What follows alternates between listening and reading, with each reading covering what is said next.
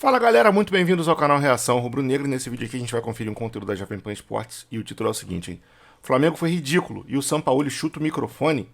Ele, reticência. Mauro César critica 0 a 0 com Goiás. Um dos piores jogos de futebol que eu já vi na vida. Que jogo escroto. E aí de repente você vai questionar, pô, mas tem jogos que o Flamengo perdeu, tomou até goleada. Pô, mas o Flamengo nesses jogos aí ainda criava alguma coisa. Cara, o jogo de ontem foi muito ruim. Que jogo ruim. Jesus Cristo. Vamos trocar de janela e conferir logo essa brincadeira aqui. Ver qual a opinião do Mauro aí a respeito desse 0 a 0. Lembrando que, para os chatos de plantão, o link do vídeo original tá na descrição. Para todo mundo que não é chato, vem comigo aqui. Like no vídeo, se inscreva no canal 321. E o Flamengo hoje, à noite, o presidente do Flamengo, lembra aquela entrevista lá na Fox, daquele deu em 2018? Eu detesto o sexto lugar, é uma vergonha o Flamengo ficar em sexto lugar. Ele falava isso porque em 2017 o Flamengo já tinha um elenco para brigar pelas 3, 4 primeiras posições, e ele só foi para a Libertadores porque chegou em sexto, e o sexto lugar deu vaga por conta daquela coisa, o campeão ficou ali na frente e tal, e foi festejado isso aos prantos até de emoção, né? Alguns personagens lá num jogo contra o Vitória, um triunfo sobre Vitória lá em Salvador. E isso virou meme, até os torcedores do Flamengo sacaneiam até hoje, tiram sarro dessa situação e tal. Era o mandato ainda do presidente Bandeira de Melo. E ele nessa entrevista fala, o sexto lugar, o Flamengo hoje é o sexto colocado. E se o Atlético vencer o Internacional, o Flamengo vai ser o sétimo colocado. Então se o Landim não gosta do sexto colocado, toma o sétimo para você, Landim. Depende só do Atlético Paranaense ganhar hoje. Fica em sétimo. O sexto ele não gosta, fica em sétimo. Sétimo não vai nem para pré-Libertadores. Nem para fase preliminar. Dependeria de alguém ali entrar. Uma combinação tipo, de resultado. O Palmeiras ser campeão da Libertadores, ou alguma coisa do Fluminense, né, que estão ali naquela zona de classificação lá em cima. Talvez até o São Paulo ser campeão da Copa do Brasil para poder... Se bem que não, São Paulo tá abaixo, ainda tem isso. Cara, o Flamengo tá mal demais, que isso. Buguei até minha mente aqui. Então, essa é a realidade hoje. Ou, sei lá, o Fortaleza passar à frente e ganhar a Sul-Americana. O Fortaleza tá nos calcanhares do Flamengo ali, tá coladinho. O Red Bull já abriu vantagem, já passou à frente. Então o Flamengo está sendo ultrapassado que nem carro de corrida quando começa o motor a dar problema, sabe? Então vai todo mundo passando na frente. Tá assim. E o Landim não gosta do sexto lugar. Então fica com o sétimo. Depende só do Atlético Paranaense hoje. Aliás, o Landim continua em silêncio, né? Não fala nada. Hoje vai ter entrevista do Marcos Braz e ele não vai falar. Ele não fala, ele não se manifesta. Não, e quando se manifestou, né, que o Eric Faria falou, né, que ele respondeu o Eric Faria. O Eric Faria perguntou, e aí, vai fazer alguma coisa com relação ao Marcos Braz? A única resposta foi... Tenho confiança total no Marcos Braz. É o que ele fala. Que presidente é esse que não fala nada? Fala isso há anos. O vice de futebol dele chuta um torcedor no chão, morde a virilha de um torcedor. E aí o cara não faz nada. Mas ele não se lembra. Da mordida na virilha são muito bons, né? Mas se não lembra, não fiz. Teve até Vampeta dançando aqui, Mauro César. Eu vi agora, eu vi. Foi um espetáculo realmente muito bonito. Teve até Vampeta dançando. A gente vai falar dessa situação do Flamengo, vampiro. vai mostrar também a coletiva do Marcos Braz aqui, né? Esse papelão, vamos ver o que ele vai falar. E falando de peso, né? A gente tem que falar do jogo de ontem do Flamengo. Porque foi um peso morto. O jogo de ontem do Flamengo foi um peso morto. O jogo de ontem do Flamengo, antes da gente mostrar aqui a coletiva do Marcos Braz, eu tô louco pra ver o que ele vai falar. Porque é uma mentira atrás da outra, não só dele, como do Gabigol. Vai entrar ao vivo aí? Claro! Opa, bom, hein? Claro que vai. Ao vivo a entrevista do Marcos Braz. Eu já tô imaginando pouca verdade. Porque da última vez que ele falou que não tinha crise, teve soco na cara no Flamengo de novo. Marcos Braz fala que o grupo não tá dividido, nem ele fala com o Gabigol e todo mundo já sabe disso. Aí vai o Gabigol na coletiva depois. Tem nada disso, a imprensa tá inventando. Flamengo, ninguém entra no treino, não tem crise. Não é porque ninguém entra no treino que a gente não sabe o que acontece. Graças a Deus a gente ainda tem informação, porque a gente sabe que a assessoria de imprensa tenta sempre atrapalhar o trabalho da imprensa. Devia ser assessoria de jogador, não assessoria de imprensa. Porque a assessoria de imprensa seria para ajudar a imprensa. Hoje em dia, na maioria das vezes no futebol, a assessoria de imprensa só... Ele tá um pouco equivocado, porque a assessoria de imprensa de um jogador ou de um clube é para ajudar esse clube ou esse jogador a lidar com a imprensa. E não para ajudar a imprensa de alguma forma. Só prejudica a imprensa. Ninguém tem mais acesso a nada, ninguém consegue entrevista nenhuma. Eu nunca vi. Parece que a gente tá falando com astros de rock, que estão depois de um show. Ninguém mais fala. Só fala em coletiva, só fala na TV do clube, porque aí fala só o que o clube quer escutar. E aí, as assessorias de imprensa sempre prejudicando muito, na verdade. Agora, essa situação do Flamengo, Mauro César Pereira, para mim, Foi um jogo nível de Série D do Campeonato Brasileiro. É um jogo que, se eu não estivesse trabalhando, é claro que eu ia ter parado de assistir. Levar a patroa pra jantar, levar a patroa pro quartinho, né? Ficar sós com a patroa. Quartinho? Quartão, suíte presidencial. Luxo. Agora, tive que ver esse pesadelo. O Flamengo mal teve chances de gol. O Goiás já era de se esperar, porque é um time que está a 1 ponto da zona do rebaixamento. E o Flamengo nem contra esse time consegue se impor, Mauro César Pereira. Lembrando, partida ruim do Pedro, partida ruim, inclusive, do Bruno Henrique, que é um que eu tenho dificuldade para criticar, porque quando o Flamengo ainda faz alguma coisa é por causa dele. Partida ruim do Everton Ribeiro, partida ruim do Thiago Maia. Não foi, é um Flamengo nulo. E aí eu pergunto, antes a gente falava falta de vontade, falta de vergonha na cara, apatia. Só que eu acho que agora tem até medo envolvido, Mauro. Eu acho que esse time tá com medo, é um time sem culhão. Tipo assim, cara, olha a crise. Agora o nosso dirigente saiu na porrada, torcida ameaçando. Você vê que a bola tá queimando e ninguém cria nada.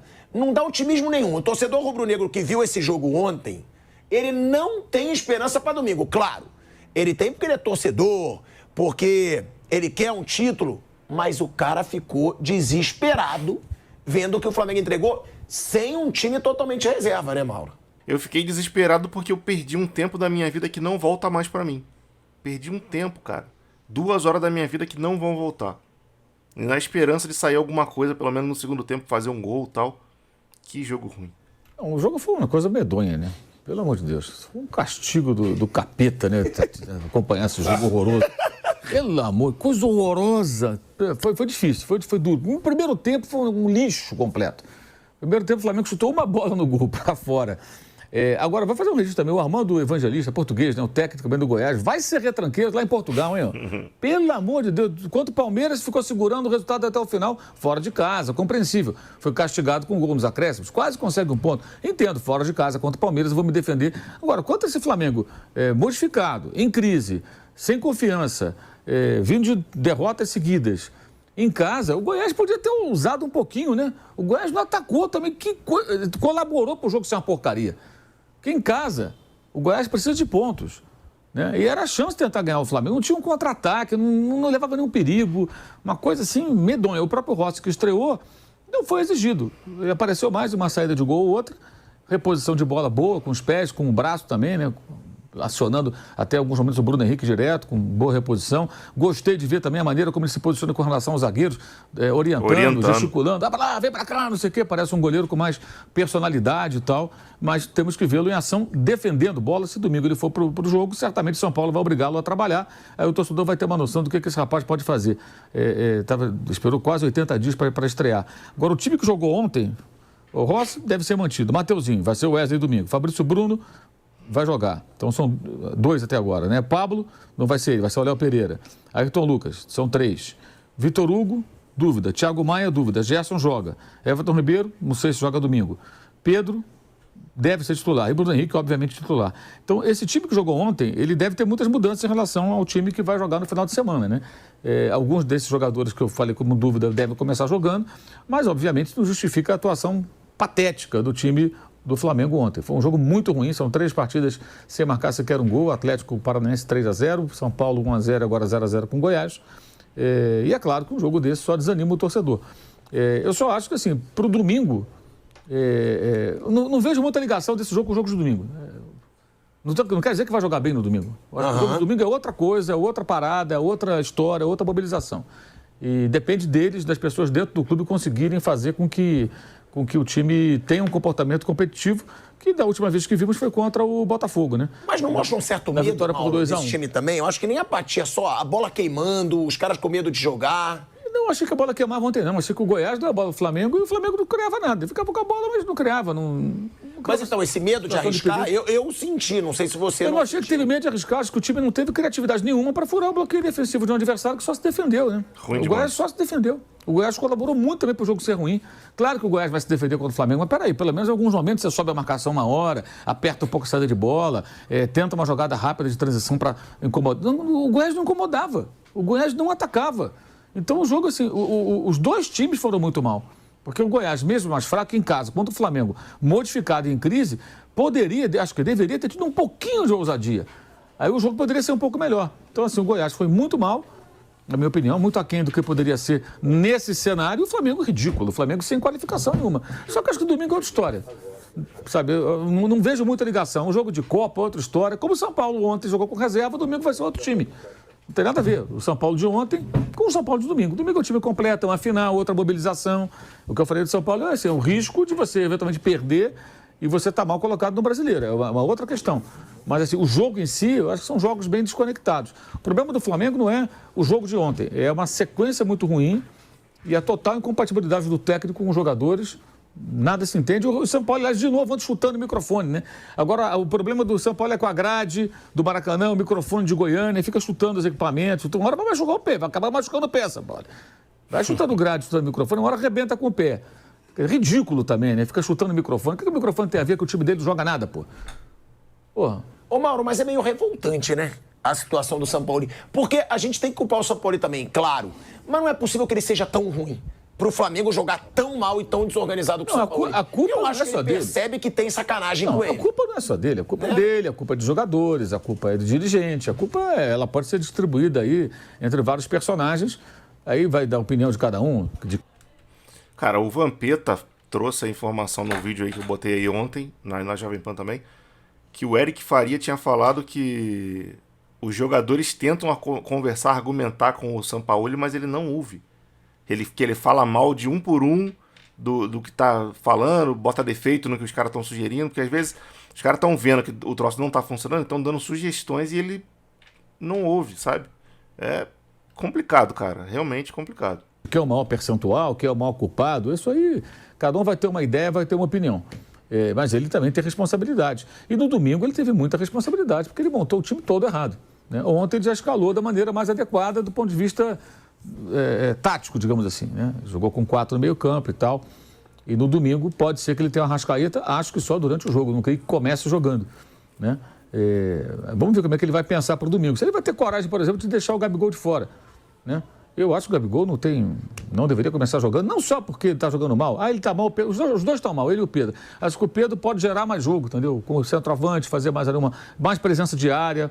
E o Gabriel, ele está jogando muito mal. Ainda por cima tem a questão do comportamento também, as coisas que aconteceram.